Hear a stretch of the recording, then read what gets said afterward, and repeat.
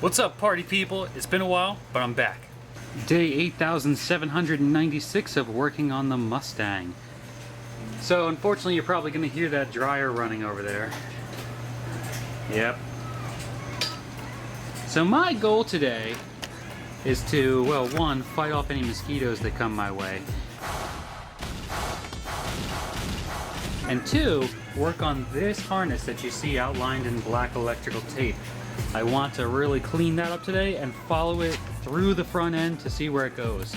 I'm sure a lot of it is going to just be, like horn buttons. Here's the end of a light that broke off. What else is down here? ABS is on the side, and then like the airbag sensor, stuff like that. So we're probably going to do a nice little montage of opening up that entire harness, and then we will pick up from there. P.S. I have already killed 3 mosquitoes, one which was on my face.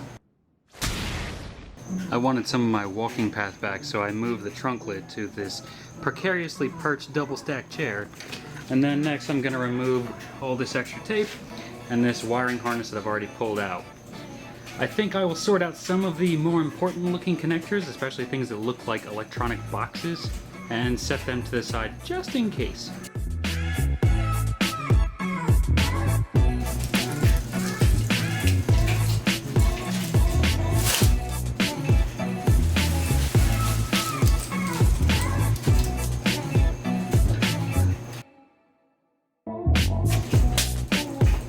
Okay, now back to the actual work.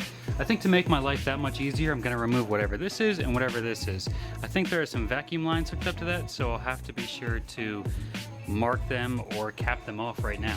Whatever this thing is, it's got 2 10mm bolts holding it on this bracket. They're on the underside of here, and they are extremely rusty. Crunchy. Yeah, I'll just put that down there for right now. Here's a neat little trick. You can use an old fuse box lid to hold all of your random sockets.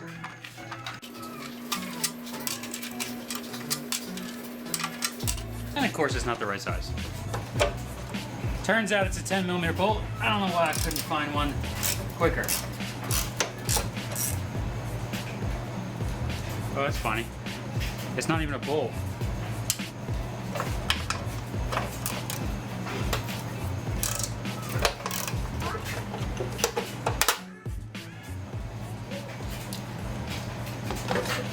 Oh, that wasn't that easy. So now let's finally tear into this harness. You're crazy. I like you. You're crazy.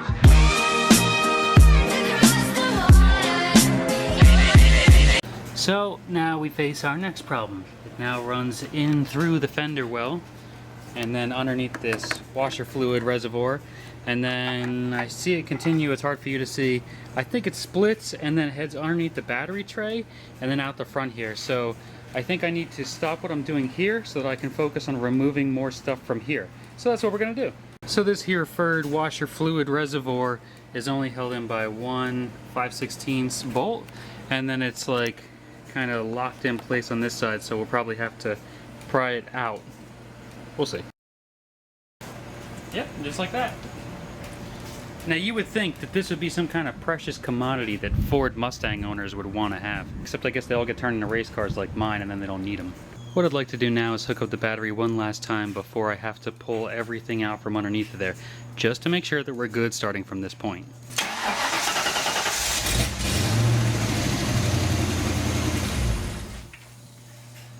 Good as usual. And like most things on this car, this battery tray is only held in by one of the few bolts that it would have had coming from the factory. This also turns out to be another 5/16 bolt.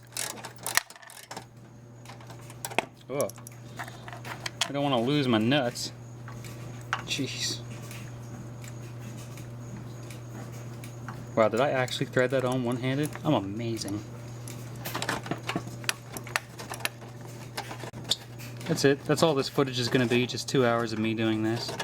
While sweat drips down off of my face, trying to avoid the camera lens. Okay, there we go. Come on. Concrete. As free as the wind blows. So, just as I suspected, the harness comes through here, comes out here, a little bit of thunder in the background. Come on, low light settings. Sorta. So you can see part of the harness goes underneath this fuse block, and then the rest heads out this direction. Which I can already see. Some of them are coming right through here. We have a ground here. We're going to want to make sure to note that. But this other stuff we should just be able to pull right through. Nice. That was a choice pull. What else is going on down here? This one runs across the whole top of the radiator. Next up, I'm going to lop off a few of these connectors you see right here. Most of them just went to lights. I'm really trying to make sure you guys get to see what I'm working with here, but it's a pretty tight space and it's already pretty dark, so we're going to do our best.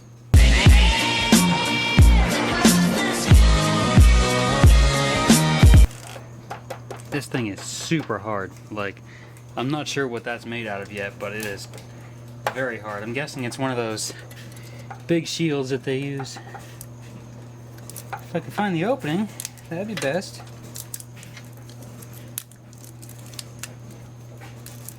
Or take off some of these protective layers. That'd also work. Oh, of course, the split's in the bottom of it. Of course.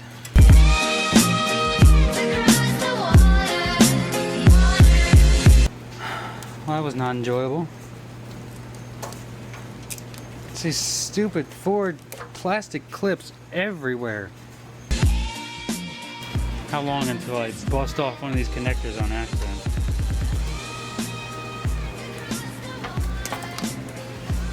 Everybody remember that one. I'm sure it's very important. White with red stripe goes to black wire, I guess. I don't know.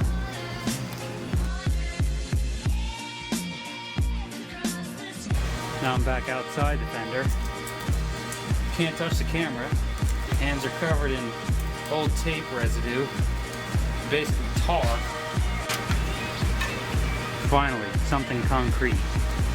Now I'm just very carefully trying to remove some more of this tape, but it doesn't really come off carefully. It comes off in bits.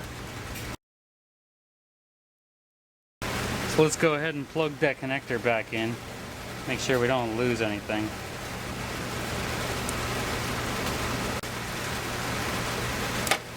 Ow. Of course, none of these seem to be being terminated here. They're just grouped in with another set of wire. So I really need to know where they go before I can lop them off. But I can do this at least. At least I think I can. These wires aren't actually going the way I expected them to go. I thought they would run this way, but it turns out a lot of them are running that way.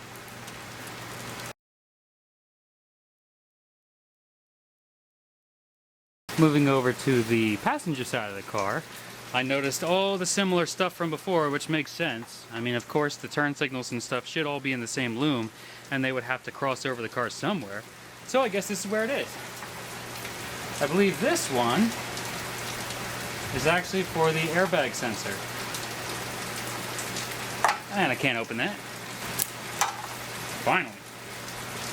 So we can just leave this kind of tucked right. Yeah, it looks good. I think the last thing I'm going to do tonight is take off the hood prop rod, because I'm actually getting to the point in this project where I'm going to need to start removing a lot of major components off of the engine to be able to get out the rest of the wiring harness. So it's moving along though. I know not super fast, but it's moving along at my pace. One hood prop rod. Let me show you a little bit about what I'm talking about. So, where this says radiator only coolant, or radiator coolant only, okay, there's a connector there, no big deal, right? If we look down here, it's hard for you to see. Can you see it? Right here, this enormous mess of wires. I'm not sure what all that's going to. I imagine there's about 20 wires right there. So that makes me a little cautious. Why does this thing have to be so big? It goes all the way down to the bottom of the car. No joke. I started removing a little bit more of this harness. As you can see, it runs underneath this bracket, which is attached to that. So I'll probably get that out of there tomorrow. At least follow this harness, because I mean, I got to be able to remove this stuff by now. And then this was probably the high or low pressure switch, whichever, which is right here. But since we're not going to have air conditioning, it doesn't matter to me. We didn't remove as many wires as I wanted to today, but at least we got a little bit further along. Getting that battery tray out and that coolant reservoir, that was a big deal. That allowed me to notice that there's a lot more wires than I thought was going through the front of this car. So work hard, guys, and I will see you on the next episode. Thanks for watching.